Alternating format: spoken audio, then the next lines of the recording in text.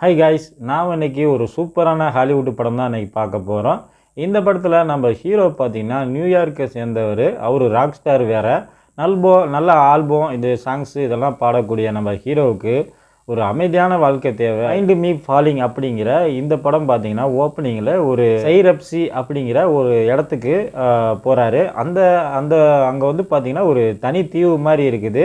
அங்கே தான் வந்து ஸ்டே பண்ணுறதுக்கு ஒரு அமைதியான வாழ்க்கையை தொடங்கலாம் அப்படின்னு சொல்லிட்டு ஒரு வீட்டை விலைக்கு வாங்குறாரு. இவரோட ஹீரோ இப்போ தான் அங்கே வராரு அப்படின்னு பார்த்தீங்கன்னா, இல்லை பல வருஷத்துக்கு முன்னாடியே இவர் வந்து இங்கே ஸ்டே பண்ணி இருந்துட்டு இப்போ 2வது முறையாக இந்த இடத்துல செட்டில் ஆகலாம் அப்படின்னு ஒரு நோக்கத்தோடு இங்கே வந்திருக்கிறாரு. இங்கே பல வருஷத்துக்கு முன்னாடி இவர் வந்த மாதிரி இப்போ இந்த வருஷம் இல்லை. பார்த்தீங்கன்னா இப்போ வந்து அவருக்கு கண் முன்னாடியே நிறைய பேர் சூசைடு அட்டன் பண்ணுறாங்க. அவர் வீடு பார்த்திங்கன்னா கடல் பகுதிக்கு மேலே, அதாவது உயரத்தில் இருக்குது. மலைப்பகுதியில் தான் அவருடைய வீடே இருக்குது. அந்த மலையிலேருந்து கீழே பள்ளத்தாக்கில் நிறைய பேர் சூசைடு வந்து அட்டன் பண்ணுறாங்க. இவர் போன முதல் நாள்லேயே பார்த்தீங்கன்னா ஒரு பையன் வந்து அதை சூசைட் அட்டன் பண்ணி இறந்துடுறான். அப்போ தான் போலீஸ்காரர் வந்து விசாரிக்கிறாரு, நீங்கள் யார் இங்கே புதுசாக குடி வந்திருக்கீங்களா அப்படின்னு சொல்லி. இல்லை இங்கே இருந்தவர்கிட்டேருந்து நான் இந்த வீடை விலைக்கு வாங்கிட்டேன், இனி நான் இங்கே தான் இருக்க போகிறேன்னு சொல்ல. அப்போ தான் வந்து இந்த வீடை பற்றியும் இங்கே சூசைடு அட்டன் பண்ணுற அந்த நபரை பற்றியும் சொல்கிறாங்க. இது வந்து இப்போ ஆரம்பித்தது இல்லை, ரொம்ப நாளாக இது வந்து சூசைடு அங்கே அட்டன் பண்ணுறாங்க. உலகத்தில் உள்ள நிறைய பேர் வந்து இங்கே குதித்து அவங்களுடைய இறப்பை வந்து பதிவு பண்ணுறாங்க அப்படின்னு வந்து அந்த போலீஸ்காரர் வந்து நம்ம ஹீரோக்கிட்ட சொல்ல. அப்போ நாளடைவில் பார்த்திங்கன்னா நம்ம ஹீரோவும் அந்த போலீஸ்காரும் ஒரு நல்ல பிணைப்பில் நல்ல ஒரு நண்பராக ஆயிடுறாங்க.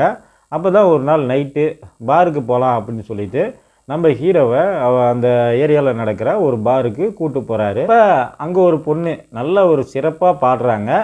அதுவும் பார்த்திங்கன்னா அங்கே உள்ள மொழியில் பாடுறாங்க. இங்கே இவர் வந்து இங்கிலீஷு இந்த மாதிரி வேறு லாங்குவேஜ் தான் பேசுகிறாரு. ஆனால் அந்த இடத்துல வேறு லாங்குவேஜ் பேசுகிறாங்க.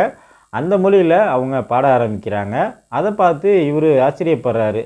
பரவாயில்லையே, நம்மளை மாதிரி இங்கே ஒரு பாடகி இருக்கிறாங்க அப்படின்னு சொல்லிட்டு அறிமுகமாகறாங்க. அந்த நபர்னா இரவு நேரம் தூங்கி காலையில் விடியுது. அப்போ வந்து இவர் மார்க்கெட்டுக்கு போய் காய்கறிலாம் வாங்குறதுக்காண்டி அங்கே ஆர்டர் கொடுத்துட்டு வந்திருப்பார்.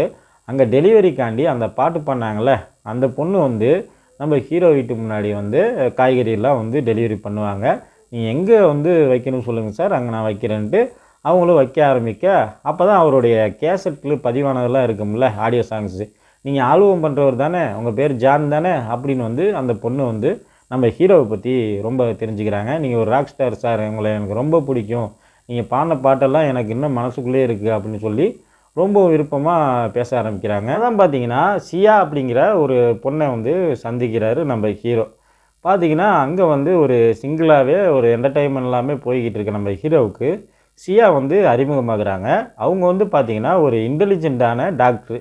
அந்த ஏரியாங்களுக்கு ஒரு பெஸ்ட்டு ஆஸ்பத்திரியில் பெஸ்ட்டான டாக்டராக ட்ரீட்மெண்ட் பார்க்குறாங்க. அவங்களுக்கும் நம்ம ஹீரோவுக்கு என்ன சம்மந்தம் அப்படின்னு பார்த்தீங்கன்னா, நம்ம ஹீரோ ஏற்கனவே ஒரு தடவை இங்கே வந்துட்டு போயிருக்காரு இந்த தீவுக்கு. அப்போ அவங்களோட பழக்கமாக ஏற்பட்டிருக்கு. அப்போ கொஞ்ச நாளாக இவங்க வந்து கல்யாணம் வரைக்கும் போனவங்களுக்கு திடீர்னு அவங்க வந்து நம்ம ராக் ஸ்டார் ஆக போகிறோம் அப்படின்னு சொல்லிட்டு நம்ம ஹீரோ வந்து நியூயார்க்கு போயிடுறாரு. ஏர்போர்ட்டில் ரொம்ப நேரம் வெயிட் பண்ணியிருக்காரு சியாவுக்காண்டி, ஆனால் அவங்க வரல. ஆனால் வந்து சியா வந்து பார்த்திங்கன்னா அவர் மேலே குறை சொல்லிவிட்டு, ஜான் தான் தன்னை விட்டுட்டு போயிட்டாரு, நான் உன்னை தேடி நியூயார்க்கே வந்தேன், ஃபேன்ஸு நான் அவங்கள எப்படி வர வேணான்னு சொல்ல முடியுமா, என்னோடய ஃபேன்ஸை நான் எப்படியுமே தள்ளி வைக்க முடியாது, அப்படி எனக்கு ஒரு வாய்ப்பு கொடுத்துருக்கலாம்ல, நான் உன்கிட்ட வந்து பேசியிருப்பேன்ல அப்படின்னு சொல்லி மறுபடியும் பார்த்திங்கன்னா அந்த காதல் ஜோடி மறுபடியும் இணைய ஆரம்பிக்குது. மறுபடியும் ஒரு ரிலேஷன்ஷிப்பில் கொஞ்சம் நாள் வந்து மெயின்டைன் பண்ணி போய்கிட்டு இருக்காங்க. அப்போதான் ஒரு நாள் நைட்டு டின்னருக்கு வர சொல்லியிருப்பார் ஜானு. அப்போ சியாவும் வந்து வருவாங்க. அதுக்கு முன்னாடி அந்த டெலிவரி பண்ணாங்களே அந்த பொண்ணை தான் வந்து நம்ம ஹீரோ சமைக்க சொல்லியிருப்பார்.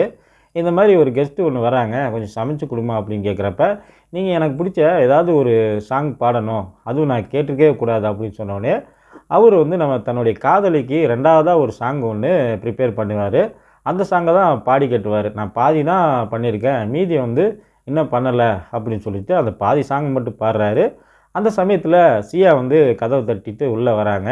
இங்கே அந்த பொண்ணோட ப்ராப்பர்ட்டியெல்லாம் கீழே இருக்குது, அதை பார்த்துட்டு இங்கே யாரோ இருக்காங்க, ஏதோ ஒரு பொண்ணு இருக்குது அப்படின்னு சொல்லிட்டு பார்க்குறப்ப அப்போ தான் ஒரு ட்விஸ்ட்டு கொடுக்குறாங்க. என்னென்னு பார்த்தீங்கன்னா சியாவோட பொண்ணு தான் இவங்க காய்கறியெல்லாம் கொண்டு வராங்களே, அவங்க வந்து சியாவோட பொண்ணு.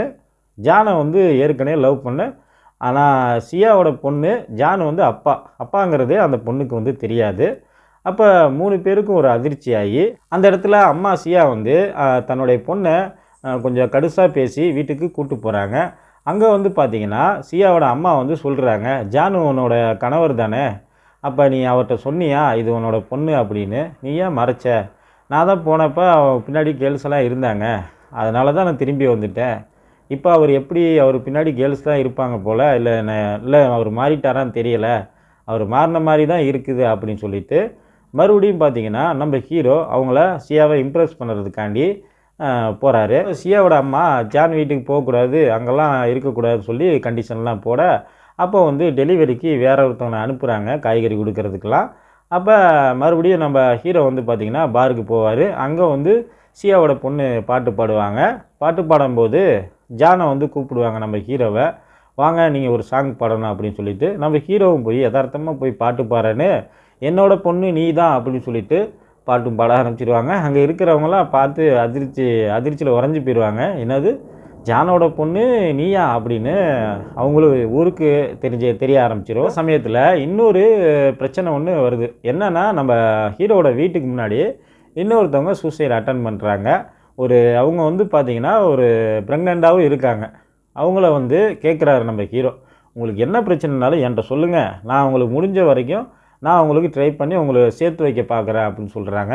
அது முடியாது, அவர் வந்து என்னை கழட்டி விட்டுட்டு போயிட்டாரு. இல்லை வா அவங்க அம்மா அப்பா இருக்காங்களே அவங்கள்ட்ட நான் பேசுகிறேன்னு சொல்லி போவார். பார்த்திங்கன்னா இன்னொரு டிஸ்ட்டு என்னன்னா, அந்த போலீஸ்கார் இருக்கார்ல அவருடைய பொண்ணு தான் இவங்க மாசமாக இருக்கிறவங்க. அப்போ தான் நம்ம ஹீரோ வந்து சொல்லுவார், உங்களுடைய பொண்ணு வந்து இப்போ கர்ப்பமாக இருக்கிறாங்க, அவங்களுக்கு நீங்கள் வந்து அரவணைச்சு ஆறுதல் தான் சொல்லணும், அவங்கள வந்து காயப்படுத்தாதீங்க இந்த நேரத்தில்னு சொல்லி அவங்க குடும்பத்தை வந்து சேர்த்து வைக்கிறாரு. இப்படியே போகிற அவங்களுடைய வாழ்க்கையில் அந்த பொண்ணுக்கு குழந்தையும் பிறக்குது. அதுக்கப்புறம் பர்த்டேலாம் வைக்கிறாங்க, பார்ட்டியும் பண்ணுறாங்க. இந்த மாதிரி அவங்களோட லைஃப்பில் வந்து ஓடிக்கிட்டு இருக்குது. அதே மாதிரி சியா வந்து இவர் வந்து நம்ம இம்ப்ரெஸ் பண்ணணும் நம்ம ஹீரோ.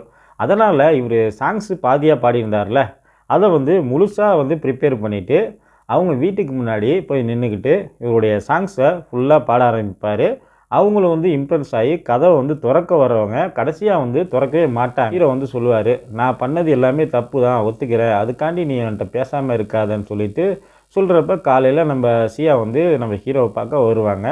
அப்போ மறுபடியும் போல தான் எப்பயும் போலே அவங்க 2 பேரும் சமாதானம் ஆகி 2 பேரும் கை கோர்த்து இணைய ஆரம்பிச்சிடுவாங்க. நீ என்கிட்ட வந்து சொல்லாமல் எங்கேயும் போகக்கூடாது, அதே மாதிரி சாங்ஸு முக்கியம்னா உனக்கு மனைவியும் முக்கியம்தான், பிள்ளையும் முக்கியம்தான், அதை நீ என்றைக்கும் வச்சுருக்கணும், நானும் உங்களோட ஃபேன்ஸு தான் அப்படின்னு சொல்லிட்டு இந்த படத்தை வந்து எண்டு கார்டு போட்டு முடிக்கிறாங்க. ஓகே, இந்த வீடியோ உங்களுக்கு பிடிச்சிருந்தது அப்படின்னா நம்ம சேனலில் தொடர்ந்து வாட்ச் பண்ணுங்கள், லைக் பண்ணுங்கள், ஷேர் பண்ணுங்கள், சப்ஸ்கிரைப் பண்ண மறந்துடாதீங்க. Okay, thank you.